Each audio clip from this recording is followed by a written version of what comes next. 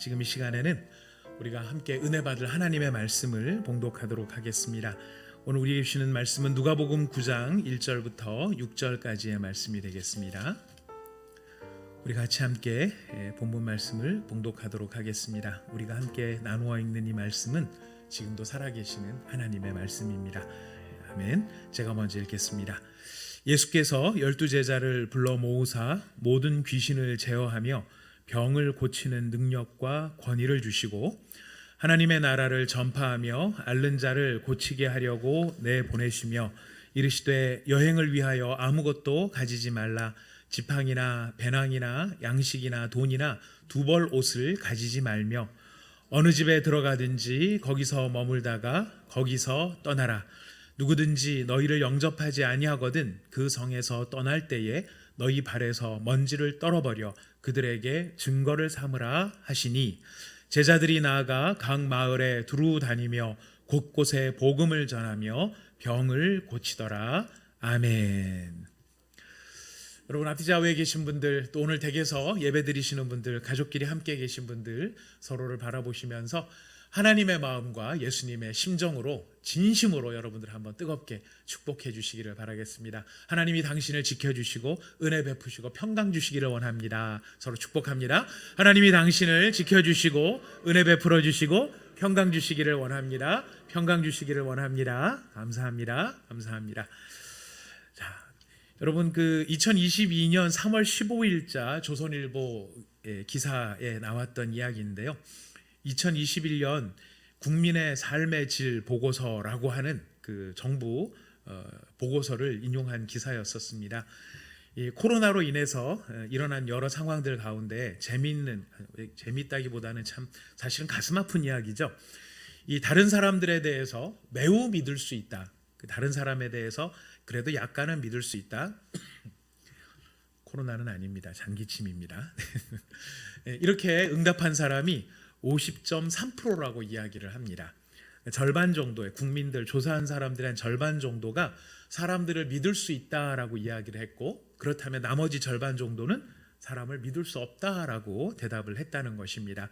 그런데 이것이 그런구나 하는 것으로 끝나는 게 아니고 전년 대비, 지난번 통계와 대비를 해보면 사람을 믿을 수 있다라고 하는 비율이 무려 16%나 줄어들었다고 합니다. 그전에는 그래도 한 66%, 한 70% 되는 사람들이 사람들을 믿을 수 있고 신뢰할 수 있다라고 생각을 했는데, 코로나 시절을 지나가면서 이제는 사람들을 믿을 수가 없고 관계가 단절이 되고 또 저 사람 만났다가 내가 어떻게 감염될지 모르겠고 이런 불안함 때문에 사람들을 믿을 수 없다라고 하는 그런 정서가 우리 가운데 있다는 것을 이렇게 통계로서 우리가 마주하게 되는 것 같습니다. 이 또 숫자가 한두 명, 10명, 20명도 아니고 이제는 40만, 50만 이런 숫자를 자꾸 대하다 보니까 저희들의 마음에 지침이 생기기도 하고요. 지치기도 하고 또 두려움도, 예전부터 있었던 두려움이 더 커지는 것도 있고, 또 한편으로는 우울함이 우리 가운데 자꾸만 찾아드는 것을 보게 됩니다. 여러분, 우울증과 공황장애를 구분하는 방법을 알고 계십니까? 우울증과 공황장애? 아마 주변에서 요즘에 사실 그런 이야기들을 간혹 듣게 되는데요. 우울증은 자꾸 죽고 싶은 생각이 드는 게 우울증이랍니다. 공황장애는 뭘까요? 죽을까 봐 겁나는 게 공황장애라고 합니다. 그 둘 차이가 선명하게 나타나더라고요. 우리 안에 이런 마음, 다 죽음과 연결이 된 부분이죠. 너무너무 힘들고 정말 죽고 싶어, 어떻게 하면 죽을 수 있을까, 자꾸 이런 생각이 떠오르는 게 우울한, 이런 생각들이 우리 가운데 찾아들고, 혹시나 죽으면 어떡하나, 혹시나 죽는 과정이 고통스러우면 어떡하나, 이런 공황장애가 우리 마음속에 자꾸만 파고듭니다. 그러다 보니까 관계적인 면들도 자꾸 단절이 되고 육체적으로도 쇠약해지고, 앞으로 지금 경제적인 문제들은 또 어떻게 되나, 이런 것들이 사실 결코 우리의 마음에 쉬운 문제들은 아닌 것 같습니다. 그런 것을 왜 못 이기고, 왜 그런 것 하나도 못 이겨, 탁 털어버려, 이렇게 단순하게 말할 수 있는 이야기들도 아닌 것을 우리가 보게 됩니다. 그래서 자꾸만 이런 상황에 혼자 안으로 함몰이 되죠. 자꾸만 안으로 파고들고 내 안으로 들어오는 좀 어려움들이 있는 것을 보게 됩니다. 어떻게 하면 이런 우울함과 두려움과 지치는 마음들을 이겨낼 수 있을까요? 또 막상 코로나에 딱 걸리신 분들은 더하죠. 마침내 우려하던 그 일이 내게 찾아왔구나. 그러면서 우리가 참 걱정이 되고 또 그런 과정들을 거쳐가면서 힘들어 하시는 분들, 또 회복된 다음에도 분명히 이제 코로나는 이겼는데 체력이 예전처럼 회복되지 않고 자꾸 또 이게 또 악순환이 반복이 되는 것들도 보게 됩니다. 여러분, 어떻게 하면 우리가 그 악순환의 고리를 끊을 수 있을까요? 어떻게 우리를 지치게 만들고 우리의 마음속에 두려움을 심어주고 우리를 외롭게 만드는 그런 일들로부터 벗어날 수 있게 되는 것일까요? 사실 오늘 본문 말씀은 우리가 읽었을 때에 예수님께서 12제자를 파송하셨구나 하는 사실을 우리에게 알려주는 것 같지만, 여러분 이 말씀을 잘 음미해보고 깊이 생각을 해보면 이 말씀 가운데, 오늘의 본문 말씀 가운데 두려움 속에 담대함을 얻을 수 있는 비결, 우리의 지친 마음에 새 힘을 회복할 수 있는 비결, 그리고 우리의 우울한 마음 속에 우리가 왜 살아야 하는가, 살아야 할 이유를 찾게 되는 방법이 사실 오늘 본문 말씀 가운데 담겨 있습니다. 우리가 좌절하고 낙심될 때 굴하지 않고 다시 일어날 수 있는 비결이 오늘 본문 말씀에 담겨 있다는 것을 여러분 기대하시고, 오늘 하나님께서 우리에게 어떤 놀라운 말씀을 통한 은혜를 주실지 기대하시면서 하나님 앞에 서기를 원합니다. 여러분, 오늘 이 본문 말씀이 굉장히 중요한 의미를 갖습니다. 특히 여러분 의사 누가를 통해서 성령님께서 누가복음과 사도행전을 기록하게 하셨는데요. 이 두 가지는 성경은 두 권이지만 내용상으로는 하나의 주제와 하나의 흐름을 가지고 지금 진행이 되고 있습니다. 누가복음과 사도행전이 두 권으로 나뉘어진 이유는 아주 단순합니다. 이 당시에 한 사람이 들고 다닐 수 있었던 이 편지의 두께가 있습니다. 이 당시에는 종이가 있었던 시대가 아니고 양피지 두루마리를 가지고서 편지를 했던 시대인데, 지금 누가가 예수님의 복음과 교회의 역사를 기록함에 있어서 한 번에 쓸 수 있던 최대의 분량이 누가복음만큼이었고, 두 번째 최대의 분량이 사도행전만큼이었습니다. 그래서 두 권입니다. 그래서 권수가 두 권이지, 내용으로 보면은 처음부터 하나의 주제를 가지고 쓰여진 책이었습니다. 자, 이제 누가복음이 이렇게 쭉 전개가 되는데, 이 누가복음의 내용 중에 굉장히 중요한 전환점을 오늘 맞이하게 됩니다. 하나님 나라의 역사라는 관점에서 보았을 때 굉장히 중요한 의미가 여기에 담겨 있는데, 어떤 의미 때문에 그러냐면, 사람들이 하나님과 함께 하나님 나라를 이루어가는 동역자가 되기 시작했다라는 출발점이 바로 오늘 본문으로부터 시작되기 때문에 그렇습니다. 다시 한번요. 하나님의 나라를 이루어가는 동역자로서 사람들이 마침내 하나님과 함께 동역하기 시작했다. 그것이 시작되는 스타트 지점이 바로 오늘 본문에서 시작이 되는 것입니다. 여러분, 누가복음 8장까지는요, 우리가 지난 시간까지 생각했던 누가복음 8장까지는 제자들이 있기는 있습니다. 12명의 제자들이 있는데 그 제자들은 주도적인 역할을 하는 것이 아니고 보조적인 역할만을 계속 해왔습니다. 예수님께 사람을 데리고 온다든지, 예수님께 누구를 소개시킨다든지, 예수님께서 뭘 하라 그러면 가가지고 뭘 준비를 한다든지, 그 정도의 수준에서 제자들의 역할이 있었는데, 이제 지금부터는, 오늘 9장의 본문 말씀부터는 동역자가 돼서 예수님이 하셨던 그 일을 제자들도 동일하게 하기 시작한다는 것이 여기에 등장을 하는 것입니다. 여러분, 누가복음이요, 이게 누가복음과 사도행전을 쭉 살펴보다 보면은 이 주제의 범위가 점점 넓어지는데, 하나의 중심으로부터 시작해서 점점 동심원을 그리면서 이것이 넓어지는 것을 우리가 살펴볼 수 있습니다. 여러분, 누가복음 4장 기억하실 수 있고 다 외우실 수도 있겠지만은 찾아보도록 하겠습니다. 누가복음 4장 1절을 보겠습니다. 누가복음 4장 1절에 보시면 같이 읽어보실까요? 시작. 예수께서 성령의 충만함을 입어 요단강에서 돌아오사 광야에서 40일 동안 성령에게 이끌리셨다. 예수님이 성령의 충만을 받으셨습니다. 그리고 4장 14절에 가서 14절 15절 읽어봅시다. 시작. 예수께서 성령의 능력으로 갈릴리에 돌아가시니 그 소문이 사방에 퍼졌고 친히 그 여러 회당에서 가르치심에 뭇사람에게 칭송을 받으시더라. 자, 예수께서 성령의 충만함을 입어 성령의 능력으로 갈릴리로 돌아가셨습니다.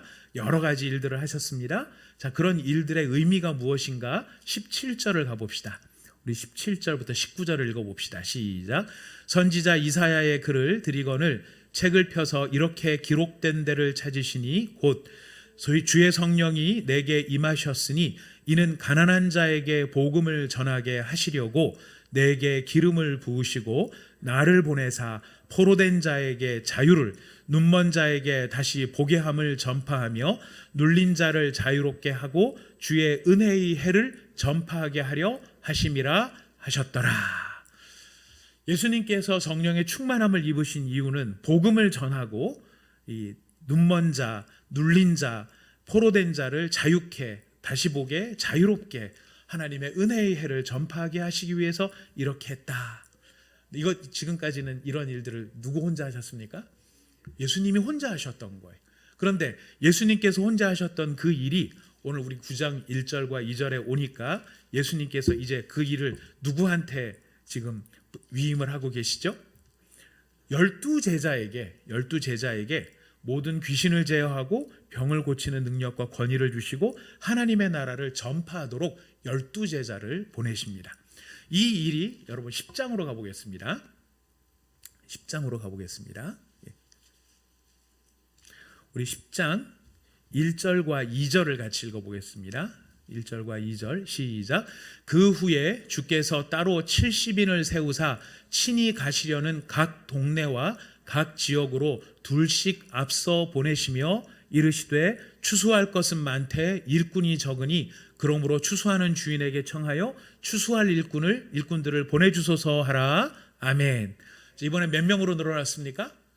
70명으로 늘어났습니다.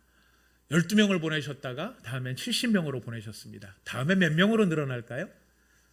여러분 한번 맞춰보십시오. 다음에 몇 명으로 늘어날까요? 다음에 몇 명으로 늘어나는지 이제 사도행전으로 넘어갑니다. 누가복음을 뛰어넘어서 이제 사도행전 1장으로 한번 가보시겠습니다. 사도행전 1장 15절 말씀입니다. 1장 15절 같이 읽어보겠습니다. 시작. 모인 무리의 수가 약 120명이나 되더라. 그때 베드로가 그 형제들 가운데 일어서서 이르되, 여기 어디서 지금 이렇게 모여 있는 거죠? 우리가 잘 아는 마가의 다락방이에요. 마가의 다락방에 120명이 모여 있었고, 이때가 언제입니까? 오순절입니다. 이때가 무슨 일이 일어납니까? 성령 강림의 사건이 일어납니다. 예수님 혼자 시작하셨던 일이 12명으로, 그 다음에 70명으로, 그 다음에 120명으로. 근데 여기까지는 이스라엘의 지경이었어요. 이스라엘의 지경이었고, 이스라엘의 지경을 넘어서 이제 어떤 일이 벌어지느냐면은 여러분 10장으로 가보도록 하겠습니다. 사도행전입니다. 사도행전 10장 34절과 35절 말씀을 같이 읽어보시겠습니다. 10장 34절과 35절 같이 읽어봅시다. 시작. 베드로가 입을 열어 말하되, 내가 참으로 하나님은 사람의 외모를 보지 아니하시고 각 나라 중 하나님을 경외하며 의를 행하는 사람은 다 받으시는 줄 깨달았도다. 아멘. 다 받으시는 줄 깨달았도다. 자, 이 깨달았도다로 끝나는 게 아닙니다. 우리 42절로 갑니다. 10장 42절 42절부터 우리 45절까지 읽어봅시다. 시작. 우리에게 명하사 백성에게 전도하되, 하나님이 살아있는 자와 죽은 자의 재판장으로 정하신 자가 곧 이 사람인 것을 증언하게 하셨고, 그에 대하여 모든 선지자도 증언하되, 그를 믿는 사람들이 다 그의 이름을 힘입어 죄사함을 받는다 하였느니라. 베드로가 이 말을 할 때에 성령이 말씀 듣는 모든 사람에게 내려오시니, 베드로와 함께 온 할례 받은 신자들이 이방인들에게도 성령 부어주심으로 말미암아 놀라니, 이는 방언을 말하며 하나님 높임을 들음이로라. 아멘. 자, 여러분, 이 누가복음과 사도행전의 이야기가 그냥 사건을 어떤 일어났던 사건들, 그냥 순서적으로 일어난 사건들을 이렇게 수집을 해놓고 이런 일이 있었다, 저런 일이 있었다, 단순한 수집이 아닌 것을 우리는 보아야 합니다. 지금 누가복음과 사도행전을 통해서 쭉 일어나는 하나님 나라의 역사가, 성령님의 임재하심으로 비롯되어진 하나님 나라의 역사가 어떻게 예수 그리스도로 말미암아 시작된 이 위대한 일이 조금씩 어떻게 더 확장되고 넓어지고 있는가 하는 것을 우리에게 보여주고 있는 것이죠. 이것이 이방인들에게까지 성령이 임하시면서 하나님을 높이는 그런 기적의 현장들이 벌어진 것입니다. 여러분, 이렇게 넓어지는 일들이 무려 지난 2000년 동안 역사 가운데 하나님께서 때를 따라 일으키시는 부흥의 놀라운 파고가 아주 높은 부흥의 봉우리에서도 일을 하셨고, 마치 세상 가운데서 복음이 다 사라진 것처럼 교회들이 힘을 잃고 능력이 사라지고 사람들은 예수를 떠나가는 그런 어두움 같은 그런 상황 속에서도 주의 성령께서는 보이지 않는 지하수와 같이 이 아름다운 하나님 나라의 역사가 이루어지고 확장되는 일들을 지속해 오셨다라는 것입니다. 예수님께서 이 땅에 오셔서 우리에게 하시는 하나님의 일, 우리를 통해서 하시는 하나님의 일이 무엇인가, 그 본질이 무엇인가 지금 여기에 담겨 있는 것이죠. 그래서 그 파도가 지금 2000년 뒤에 어디까지 영향을 미치고 있습니까? 바로 저와 여러분, 우리에게까지. 그래서 우리가 코로나의 상황임에도 불구하고 여기에 나와가지고 마음을 모으고 예배를 드리는 이유가 어디에 있습니까? 하나님을 높이기 위해서 나와 있는 것이죠. 고넬료가 하나님을 높였듯이 하나님을 높이게 된 이유가 어디에 있습니까? 우리 가운데 성령이 임하셨기 때문에 바로 이런 놀라운 일들이 벌어진 것입니다. 이런 놀라운 하나님 나라의 확장을 위해서 예수님께서 이제 최초로 이 사명을 맡기셨던 분이 오늘 우리가 읽었던 누가복음 9장에 나왔던 제자들이었어요. 12제자였어요. 여러분, 다시 누가복음 9장에 오시면은요, 예수님께서 이 하나님 나라를 이루어 가시기 위한 가장 중요한 골격을 오늘 본문 말씀에 제시를 하십니다. 왜 이 본문 말씀이 그렇게 중요하다고 말씀을 드리느냐면, 바로 여기에 교회의 정체성이 들어있는 것이고요. 교회의 정체성이 들어있다는 것은 곧 하나님의 교회의 일원인 나를 하나님께서 지금 어떻게 다루시고 어떤 목적을 가지고 계시는지가 여기에 담겨있기 때문에 그런 것입니다. 예수님께서 하나님 나라를 이루어 가시기 위해서 하셨던 아주 중요한 골격 3가지가 있는데요. 여러분, 9장 1절부터 2절을 다시 한번 읽어봅시다. 누가복음 9장 1절 2절 시작. 예수께서 12제자를 불러 모으사 모든 귀신을 제어하며 병을 고치는 능력과 권위를 주시고 하나님의 나라를 전파하며 앓는 자를 고치게 하려고 내보내시며. 여러분, 여기서 예수님이 무슨 일을 하시냐면 3가지 일을 하십니다. 중요한 동사, 항상 이 성경 해석에 있어서 가장 우리가 주의해서 보아야 할 것이 동사입니다. 동사.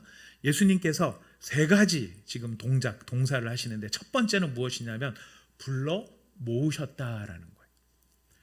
교회의 정체성의 근본이 무엇입니까? 예수님이 불러 모은 사람들이에요. 우리가 손들고 나온 사람들이 아니고 예수님이 불러서 모이게 하신 거예요. 근데 예수님이 불러 모으셨는데 이 사명을 주시기 위해서 지금 제자들을 부르시잖아요. 제자들 몇 사람을 지금 이야기하냐면 12제자를 불렀다. 영어 성경을 보면 좀 더 정확한데요. 예수님께서 Jesus called together라고 되어 있습니다. 예수님이 부르셨는데 함께 부르셨다. 혼자 부른 게 아니라 함께 부르셨다는 거예요. 이게 왜 중요할까요? 여러분, 함께 불렀다는 것은 처음부터 예수님이 12명의 제자들을 택하셨는데 이 사명을 주시는데 누구한테 주셨냐면 12명 모두한테 주셨다는 겁니다. 12명 모두한테 주셨나 보지. 예. 근데 굉장히 중요합니다. 왜 중요하냐면요. 여러분 잘 아시다시피 12명의 제자들은 기질이 달라요. 가치관도 다릅니다. 어떤 사람은 로마의 앞잡이도 있었고요. 어떤 사람은 로마를 무력으로 뒤집어 엎어야 된다라고 하는 테러 분자, 폭력주의자들도 있었습니다. 거기에는 어부도 있었고 세리도 있었습니다. 거기에는 이 동네가 다른 사람들도 있었습니다. 이 모든 것이 정말 다채로운 사람들입니다. 그런데 그 사람들 그 기질도 다르고 가치관도 다르고 모든 게 다른 그 사람들을 다 부르셨다라는 거예요. 이게 우리식으로 말하면 어떤 것일까요? 하나님이 예수님께서 예수님의 하나님 나라의 일을 이루시기 위해서 누구를 보내실까요? 어떤 사람을 보내실까요? 어떻게 기준을 정해서 보내실까요? 저 같으면 기준이 있을 것 같아요. 일단은 저보다 키 큰 사람만 다 보낸다든가, 키가 커야 사람들이 봤을 때 멋있어 보일 거야. 아니면 저보다 일단은 잘생겨야 된다. 대부분 다 갈 겁니다. 그럴 수 있을까요? 네. 아무튼 이런 기준을 가지고서 너는 되고 너는 안 되고 이렇게 할 것 같은데, 너의 성품이 어떻든지, 너의 배운 바가 무엇이든지, 네가 사회적인 경력이 무엇이든지, 심지어는 나이가 젊든지 많든지, 남성이든지 여성이든지, 네가 가진 은사가 뭐가 있다든지 그걸 보고 부르시는 것이 아니라 기질과 인격과 성품에 상관없이 예수님은 모두 다 함께 부르셨다라는 거예요. 누구도 예외 없이 부르셨다라는 거예요. 함께 부르셨다는 거예요. 그 부르신 사람들, 우리끼리 봤을 때는 아마 제자들끼리도 그랬을 것 같아요. 제자들끼리도 약간 좀 내부적으로 더 친한 사람이 있고 덜 친한 사람이 있고, 아마 시간이 지나면서 제자들끼리 이 다음에 예수님께서 하나님 왕국을 이루시면 우리가 주로 해먹자, 쟤네들은 껴주지 말자, 쟤네들은 도저히 못 사귀겠어. 그건 제자들 생각이었고요. 예수님 생각에는 다 필요한 사람이었어요. 모두가 필요한 사람이었어요. 모두 바로 그 12명을 다 부르신 것입니다. 두 번째, 첫 번째는 예수님이 부르신 거고요. 두 번째, 예수님이 부르신 그들에게 무엇을 하셨는가? 무엇을 하셨냐면은 주셨어요. 뭘 주셨어요? 뭘 주셨냐면 능력과 권위를 주셨어요. 능력과 권위인데 무엇을 위한 능력과 권위냐면 모든 귀신을 제어하고 병을 고치는 능력과 권위를 주신 거예요. 예수님께서 제자들을 부르신 이유는요, 너희들 너무 고생이 많구나, 내 안에서 쉬거라, 이것도 있긴 있죠. 하지만 그걸로 끝나지 않습니다. 제자들을 부르신 이유는 주시기 위해서 부르신 거예요. 주시는데 뭘 주시는가? 능력과 권위를 주시려고 부르신 거예요. 사랑하는 여러분, 하나님이 우리를 부르셨습니까? 우리를 퉁치고 지나가지 않겠습니다. 여러분 개인적으로 한번 여러분 스스로에게 한번 확인을 해보십시오. 예수님이 나를 부르셨다, 맞습니까? 정말로 예수님이 우리 한 사람 한 사람을 모두 다 부르셨습니다. 기질도 다르고 성품도 다르고 인격도 다르고 태어난 고향도 다 다른 우리들을 부르셨습니다. 왜 부르셨을까요? 그걸 알아야죠. 왜 부르셨을까요? 이유는 한 가지입니다. 능력과 권위를 주시려고 부르신 거예요. 예수님께서 우리를 부르신 이유가 능력과 권위를 주시려고. 무슨 능력과 무슨 권위인가? 여기 영어 성경을 써서 죄송합니다만은 authority over all demons라고 되어 있습니다.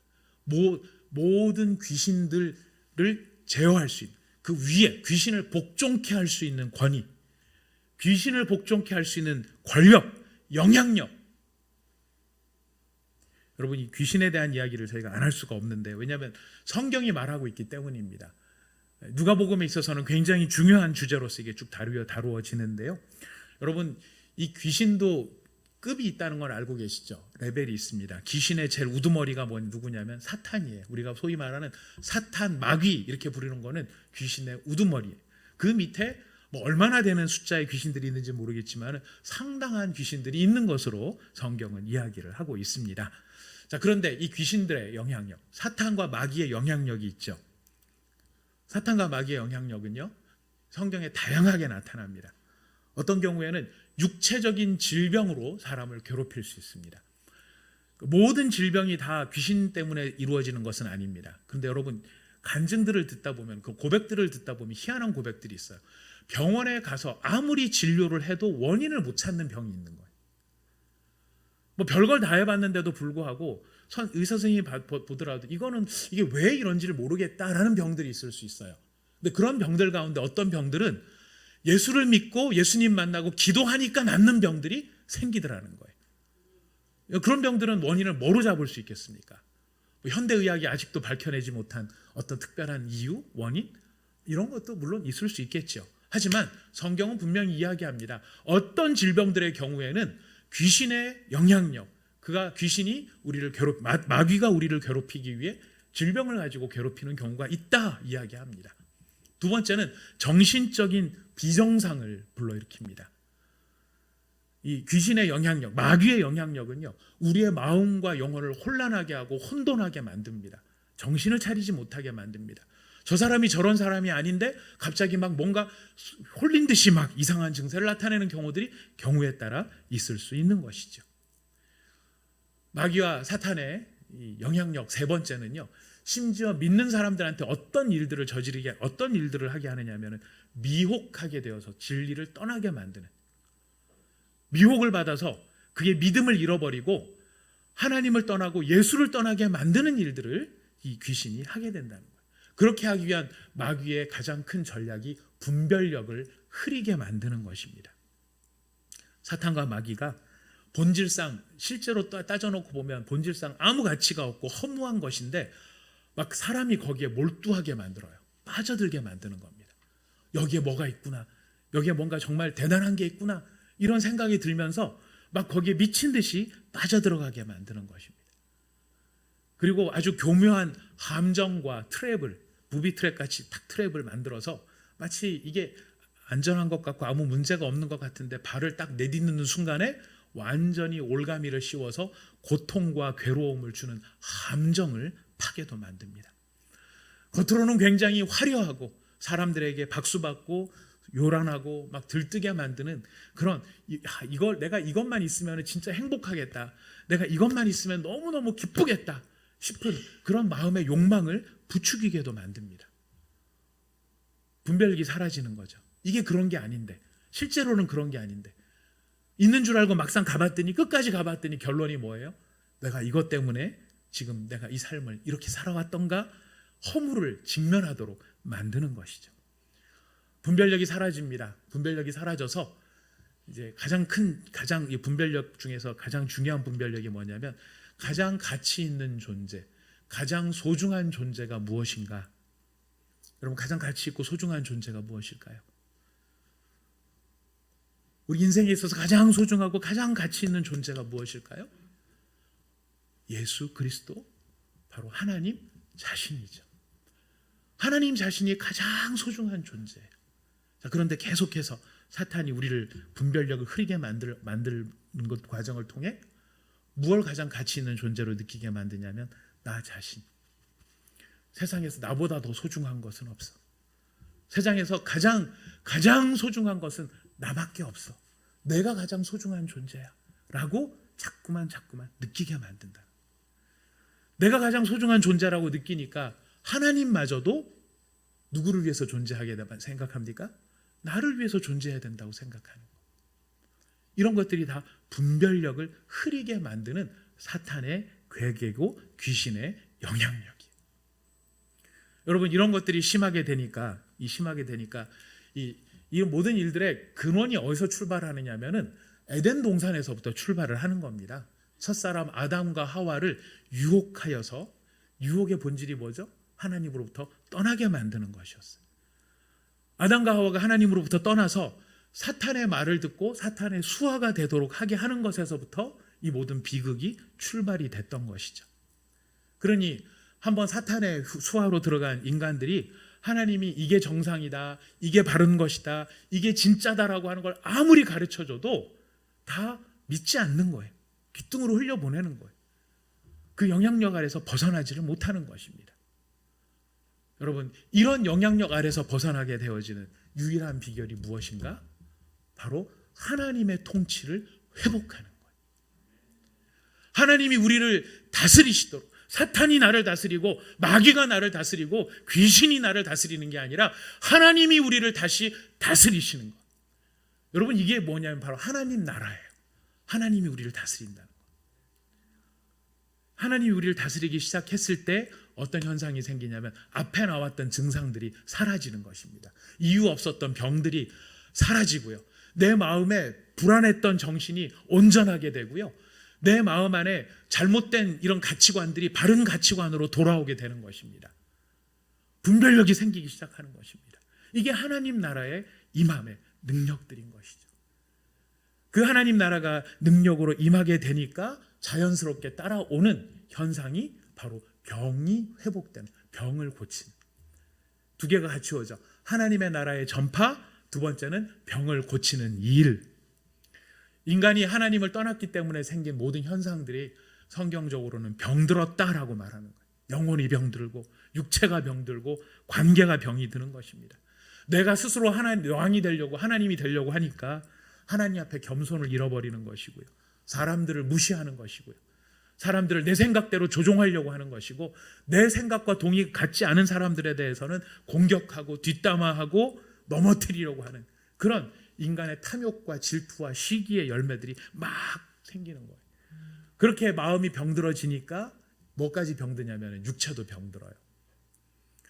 그래서 수많은 여러 가지 병든 증상들, 이 모든 병든 증상들을 그럼 회복하려면 무엇으로부터 출발해야 되느냐? 바로 하나님의 나라, 하나님의 통치, 하나님의 통치를 회복하는 것인데, 하나님의 통치를 회복하려면 인간을 지배하고 있었던 바로 그런 더러운 영들, 사탄, 마귀, 귀신의 영향력들을 다 몰아내어야 되는 것이죠. 그것들이 몰아내질 때 바로 하나님의 통치가 우리 가운데 발현이 되는 것이고, 그로 말미암아 병들었던 모든 것들이 온전하게 회복이 되는 것이 바로 그 일을 하기 위한 능력과 권위예요. 이걸 누구한테 주시려고요? 제자들에게. 이 일을 원래 누가 하셨던 일입니까? 예수님이 하셨던 일이에요. 예수님이 하셨던 그 일을 예수님만 하시는 게 아니라 이제는 12명의 제자들한테 그 일을 이제는 하게 하시는 거예요. 그래서 그들에게 능력과 권위를 주시는 것입니다. 잘 보셔야 됩니다. 이거는 제자들한테 스스로 생기는 게 아니에요. 내가 뭐 열심히 돌을 닦고 뭐를 해가지고 능력과 권위가 생기는 게 아니고, 이 능력과 권위를 누가 주셔야만 하는 겁니까? 예수님이 주셔야 하는 거예요. 그리고 이 능력과 권위를 주신 다음에 세 번째로 예수님이 하신 일이 뭐냐면 그들을 보내신 거예요. 그들을 보내셨다라고 되어 있어요. 잘 보십시오. 이게 교회의 본질입니다. 예수님이 우리를 모으셨고 모아진 우리에게 능력과 권위를 부여해 주시고, 이 능력과 권위로 말미암아 우리를 보내시는 거예요. 보냄받은 그 자리에서 뭘 하라고요? 예수님이 주신 이 사명, 하나님 나라를 전파하고 앓는 자를 고치도록 하기 위해서 우리를 보내셨다라는 거예요. 여러분, 이 교회의 본질이요, 왜 중요하냐면, 기억나시죠? 우리 거라사인 이 지역에 있었던 군대 귀신 들렸다가 나간 사람에게 예수님께서 하신 말씀이 있으세요. 이 사람이 예수님, 저도 예수님 곁에 있기를 원합니다. 그랬더니 예수님께서 가라 이야기하십니다. 여기도 보내셨죠. 가라 하시면서 뭐를 말씀하시냐면 하나님께서 너에게 하신 일을 증거하라 라고 이야기를 하셨어요. 제가 그때 말씀드렸습니다. 왜 이 사람이 예수님 곁에 있고 싶어 했는가? 다시 옛날로 돌아가면 어떡하나? 두려움이 그에게 있었을 것 같아요. 다시 귀신이 들어오면 어떡하나? 근데 여러분, 다시 귀신이 들어오지 않고 다시 귀신의 지배를 받지 않는 유일한 비결이 무엇입니까? 하나님이 내게 어떤 일을 하셨는가를 증거하는 거예요. 사명을 감당할 때 사탄이 다시 우리를 휘어잡지 못하고요, 우리가 해야 될 본연의 일에 집중할 때에 다시 그 악의 영향을 받지 않는다라는 것입니다. 여러분, 우리 교회가 하나님께서 나를 부르셨다, 이 사실에 다 동의하시는데요, 하나님이 나를 부르셨고 예수님이 나를 부르셨다는 이 사실을 우리가 진정으로 동의한다면 왜 부르셨는가를 우리가 기억해야 됩니다. 왜 부르셨을까? 우리가 많이 예전에 한동안에 유행했던 가스펠송 가운데 당신은 사랑받기 위해 태어난 사람이라는 찬양이 있었습니다. 굉장히 좋은 찬양입니다. 저도 굉장히 좋아했고 많이 이게 뭐하면 축복하면서 불러줬습니다. 당신은 사랑받기 위해 태어난 사람. 맞아요. 틀린 건 아니에요. 근데 사랑받기 위해 태어난 사람으로만 끝나면 안 돼요. 사랑받기 위해 태어난 사람은 부르시는 이유예요. 근데 부르신 그 사람들이 나는 사랑받기 위해 태어났으니까 다 나한테 뭐를 해줘야 돼요? 사랑만 해줘야 돼요. 사랑 안 해주면 다 틀렸어요. 이렇게 나가면은 이 의도를 벗어난 것이 되는 것입니다. 하나님 왜 우리를 부르셨는가? 능력과 권위를 주시기 위해서, 왜? 그 능력과 권위를 가지고 뭐를 하라고요?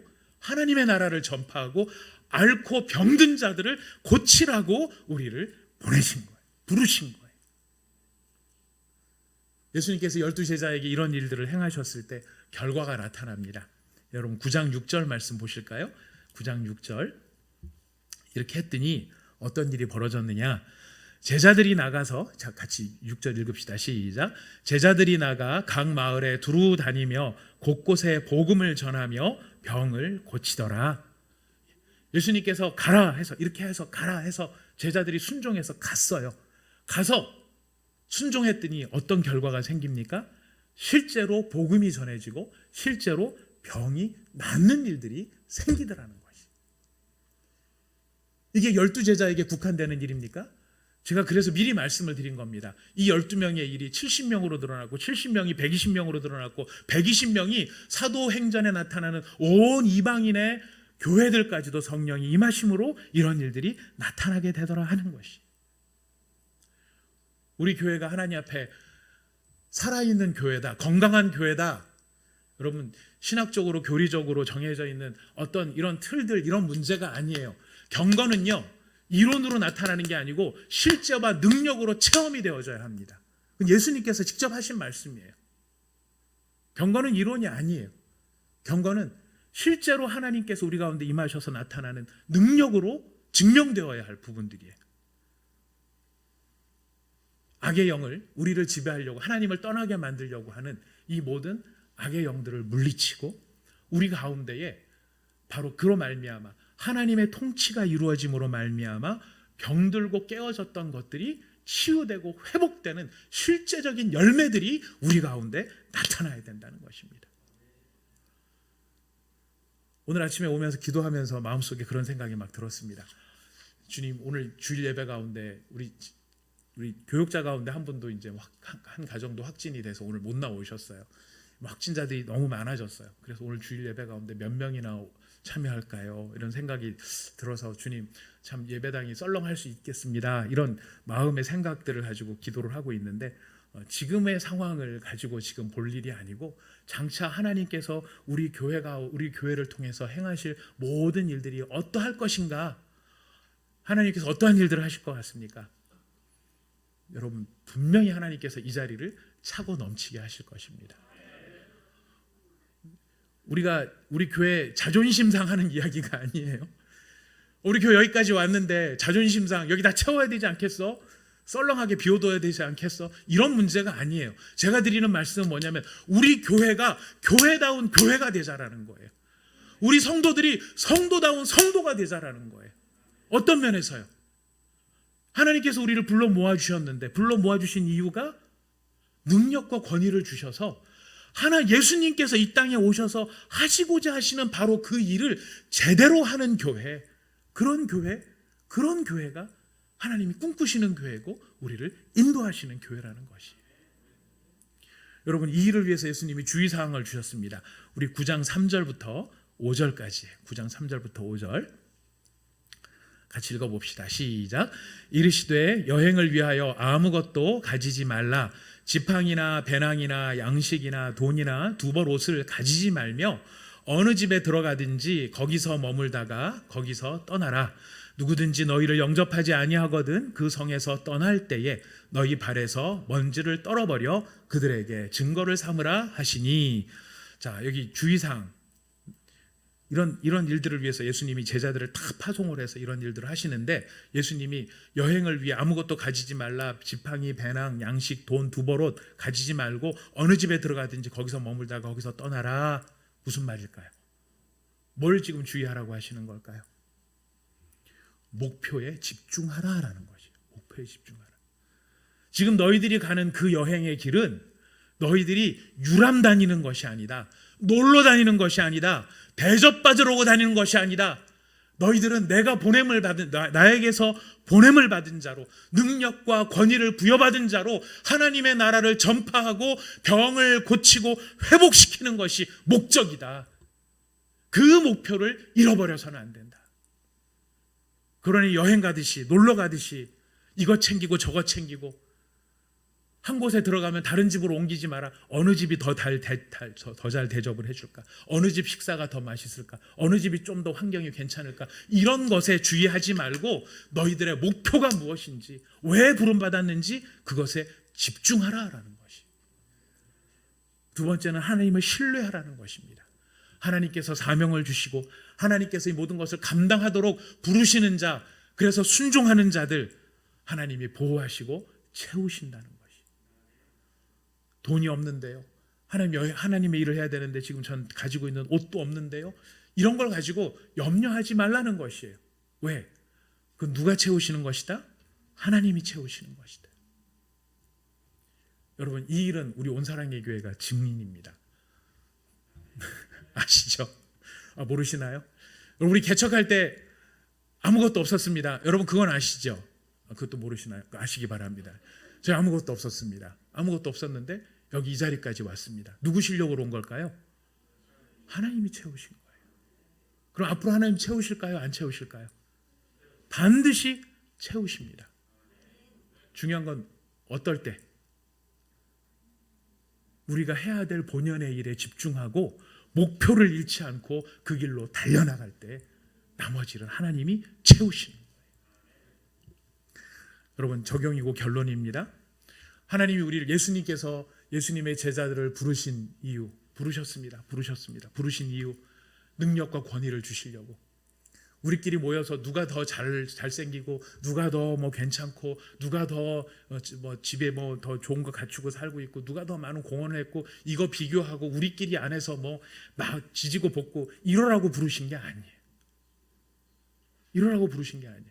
우리를 부르신 이유를 우리는 기억해야 됩니다. 우리를 부르신 이유는 하나님의 나라를 전파하고 모든 병든 것들을 고치기 위해서 부르셨습니다.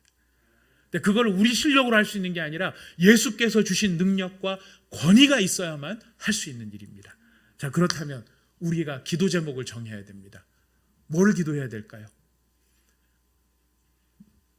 뭐를 기도해야 될까요? 5가지 기도의 제목을 드립니다.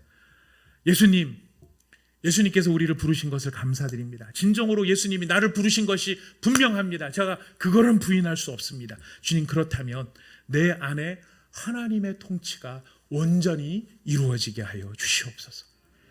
예수님의 통치가 온전히 이루어져서 내게 영향력을 미치는 모든 사단의 유혹과 미혹과 그의 계계가 소멸되고 사라지게 하여 주시옵소서. 두 번째 우리의 기도가 되어야 할 것이 무엇입니까? 능력과 권위를 주시옵소서. 예수님께서 제자들을 부르신 이유가 능력과 권위를 주시려고 하시는 것인데, 내 실력과 내 힘으로 안 됩니다. 학교에서 배워서 되는 거 아닙니다. 제자 훈련해서 사역하는 거 아닙니다. 많은 경우에 이런 오해가 있어요. 내가 많이 훈련해갖고 내가 배운 실력을 가지고 누군가를 돕고 섬겨서 변화시킬 수 있다? 택도 없는 소리입니다. 내 실력으로 한다고 생각하니까 거기서 어그러지는 일들이 생기는 겁니다.